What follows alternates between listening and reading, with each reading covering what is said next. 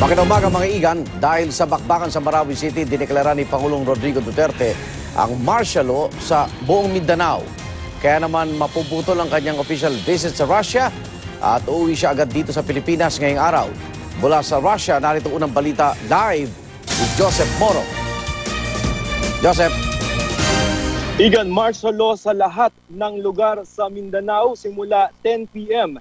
ng May 23 at tatagal ito ng 60 days o 2 buwan. Yan ang deklarasyon ng martial law ni Pangulong Duterte na ginawa niya habang andito siya sa Russia.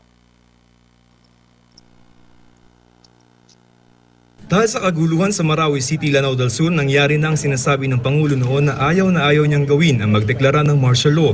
Inanunsyo ni Presidential Spokesperson Ernesto Abella ang deklarasyon ng Pangulo dito sa Russia. 23 May 2017, Moscow. The President has called me and asked me to announce that as of 10 p.m. Manila time, he has already declared martial law for the entire island of Mindanao. Sa litratong ito, makikitang kausap ng Pangulo sina Special Assistant to the President Bongo at Executive Secretary Salvador Medaldea panahon nang ideklara niya ang martial law. Paliwanag ni Defense Secretary Delfin Lorenzana, kinailangan buong Mindanao ang isailalim sa martial law dahil hindi lamang daw Marawi ang may problema. Because there are also problems in Zamboanga, Sulu, and Tawi-Tawi, and also in Central Mindanao, in the BI area. And we also have some problems in the Region 11, yung mga pamumotong ng mga NPA. So, sabi nga ni President, he has been telling this before, that if I did their martial law, tatapusin ko lahat ang problema. So, kaya nga, Mindanao na. Sabi ni Lorenzana, ang nangyaring gulo sa Marawi bunsod ng operasyon laban sa teroristang si Isnilon Hapilon na natiktikang nagpapagamot sa lugar. Pero rumesbak ang mga sympathizers ni Hapilon. If they did not see Isnilon siguro, they will not be able to have this incident because Isnilon was there. He was seeking medical attention, and when he was approached to be his hideout or his safe house was approached to arrest him, they started firing at our soldiers. That's why there was this encounter. Wala pang ibang detalyeng ibinigay ang palasyo tungkol sa martial law. Sa ilalim ng konstitusyon, pwedeng suspindihin ng Pangulo ang privilege of the writ of habeas corpus. Ibig sabihin, pwede ang mga warrantless arrest. Ipinaliwanag ni Justice Secretary Vitaliano Aguirre ang magiging sistema. Kung sinong pinag-iinlan, a suspect would be arrested.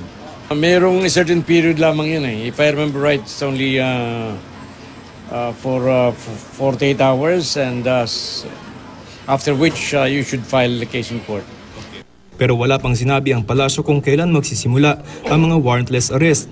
Dahil sa deklarasyon ng martial law, biglang balik Pilipinas ang Pangulo.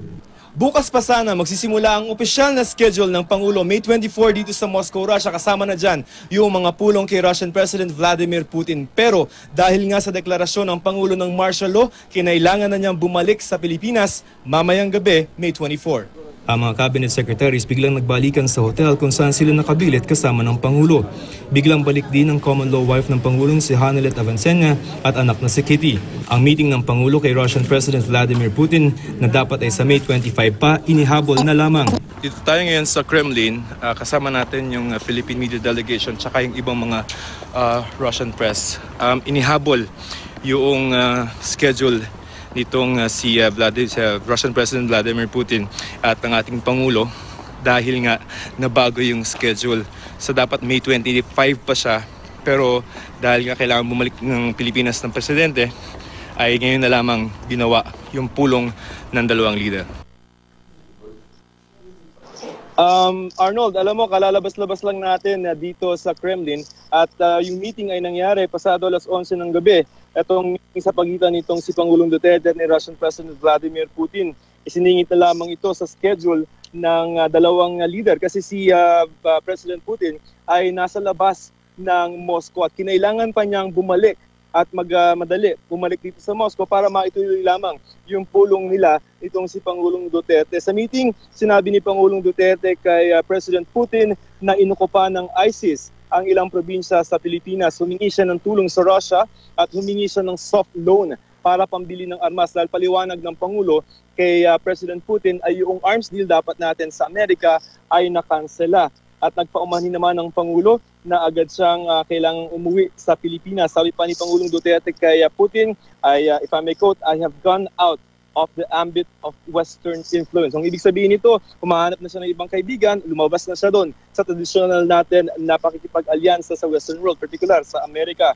Sabi naman ni Putin sa ating Pangulo, naintindihan niya kung kailangan niya bumalik. Nagbigay siya ng condolences sa mga namatay at sana raw ay marisolba yun sa lalong madaling panahon at wala nang malagas na buhay.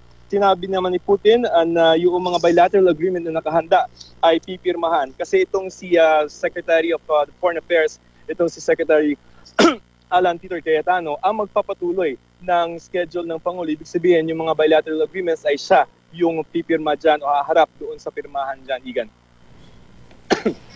Maraming salamat, Joseph Morong.